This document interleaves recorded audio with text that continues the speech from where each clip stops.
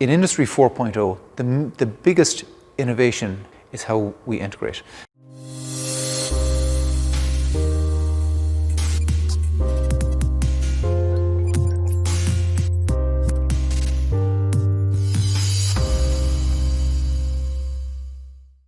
Hi folks, welcome back. It's Greg Heaslip here again from PlanDomino. So if you watched the last video, you'll be familiar with this image that I have up here. So very quickly, this is the automation stack. We spoke about these integrations that are going on between all these different systems. As I mentioned in the previous video, I'm going to talk about digital strategy and what exactly does that mean for a manufacturing plant, like a pharmaceutical manufacturing plant. So I'm going to get rid of this and keep this in mind because this is an important, I suppose, framework for us to work off. So let's talk about digital strategy and what exactly is a digital strategy and why do we need a digital strategy. So in the previous video, we spoke about all those integrations and the cost that's involved in those integrations. And it's not just the cost that's involved, but the quality of those integrations and the data that's shared between systems. And so maybe something that I also left out in that previous version as well is the cloud or machine learning and AI. Okay, so we're going to start introducing that into this.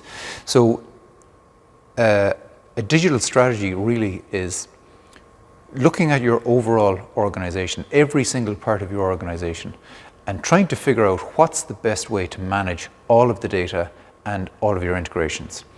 And so if you go to Walker Reynolds in Intellic integrations, he talks a lot about this kind of stuff. And basically what the concept is something called a unified namespace.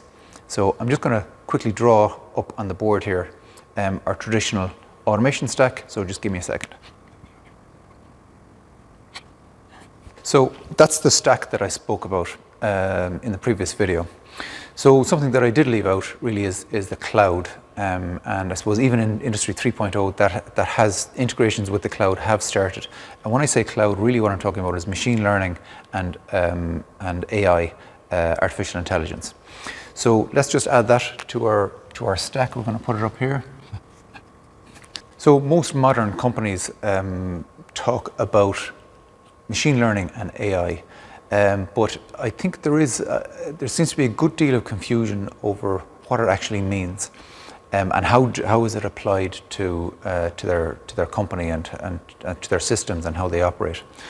Of course, you get a lot of individual software vendors who say that they've got an AI, they've got a section on AI that looks at data and gives you some nice feedback and makes some nice decisions for you.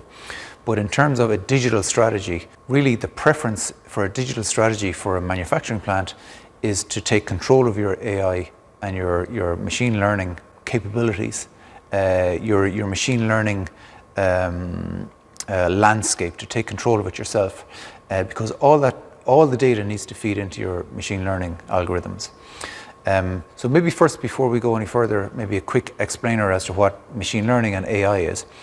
So really, machine learning are algorithms that create correlations. Sorry, they don't create them, but they discover correlations between things that happen within the data.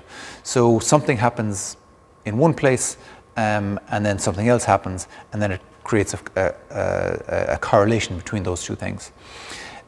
So for example, maybe that there's a peak in temperature somewhere, and this causes a failure in a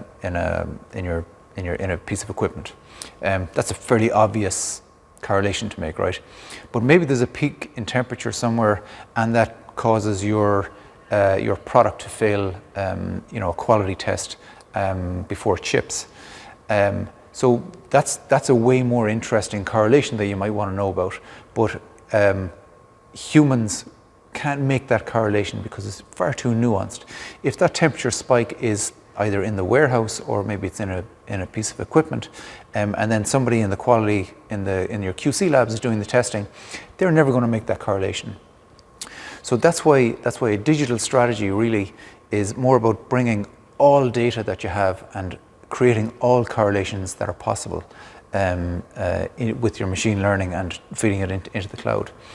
And then, so these are your machine learning algorithms. They're learning about correlations and connections between events that are happening and connections in the data.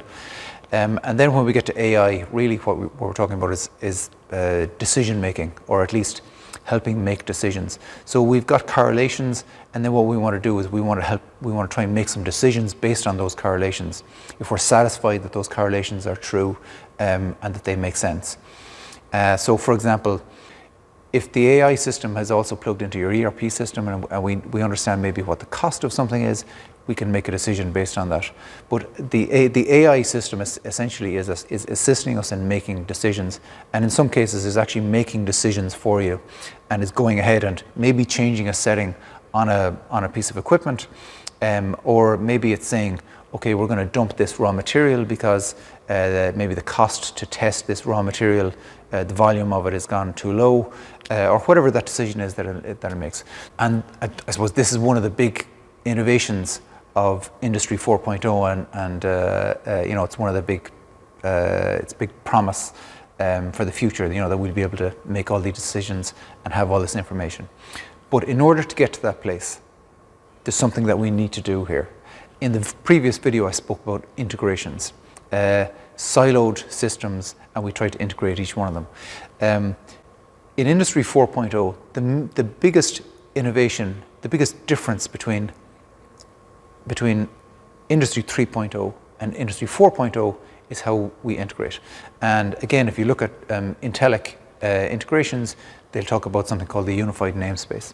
So let's just put this up on the board here. We'll call it the unified namespace. There are other names for this, maybe the connected factory.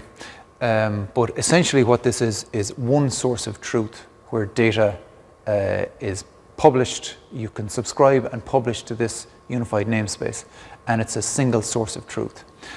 And as we explain this, this will make a lot of sense. So for example, in our unified namespace, what we want to do is we want to create a unified namespace that allows us to allow our ERP to publish and to subscribe from our UNS.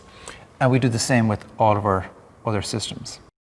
So once we've done this, once we've created this unified namespace, we can start integrating, or I wouldn't say integrating, I would say it's more allowing our other systems to publish and to subscribe to this system. So now that we've created our unified namespace, I suppose we need to understand how exactly we're going to interact with it.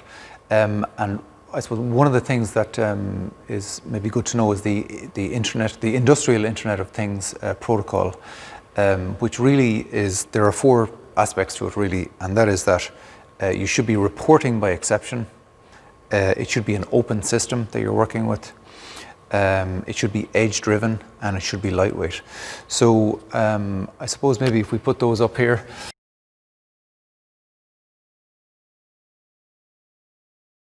So just to explain those very quickly, report by exception basically means that you're only reporting when something changes. So you're either subscribing or you're publishing when something changes within the system. So it's not like you're every 10 seconds subscribing and publishing, which is using up a lot of bandwidth in your network. Open system is basically that you can play well with others, and that you can the system can integrate and can operate with all the systems that you have. Edge driven really is that maybe the edge really is kind of down here at PLC level for the most part, but essentially is that there's as much computing going on out here as possible. So that you're structuring the data when it does go into the UNS, so that you're not doing all the computing up here, and that there is some sort of structure when it goes up to your machine learning and AI systems. Lightweight is really, I suppose, that you're not using up too much bandwidth on your network, so there's not all that much data being published and subscribed to. So that's the Internet of Things, industrial Internet of Things protocols that really should be adhered to when you're building this. So that should really be a part of your digital strategy when you're building a system like this. So the question for us now at this point is, how does this fit in to the quality function? Well, not really the quality function. I'm not going to talk about the broad scope of the quality function. Really, I'm going to talk about the QC labs and maybe QA as well, but really QC labs is where PlanDomino is interested in. And we want to see how we can fit this into this unified namespace. So with that in mind, as a part of the digital strategy for a manufacturing plant, your quality, your QC, QA, particularly QC, also needs to have a digital strategy. But that digital strategy has to fit in to the overall digital strategy. It can't be made in isolation. And I've been to a few conferences where there's a lot of talk about digital strategies for the lab. And one thing I do think that's missing from a lot of these conversations is this part where it fits into the overall manufacturing plant and the overall digital strategy. And I think that's maybe something that we need to be aware of, is that labs traditionally have been siloed, and I suppose like most systems in Industry 3.0, and if we really want to truly integrate our labs into the digital landscape of our manufacturing, we have to take into consideration the overall digital strategy and how do we fit into it. And in the next video, that's essentially what I'm going to talk about. We'll talk about the laboratories, systems, the integration layer. Essentially, the integration layer, this could also be called the integration layer, but the integration layer as it applies to the laboratory, and how can we fit this into the overall system.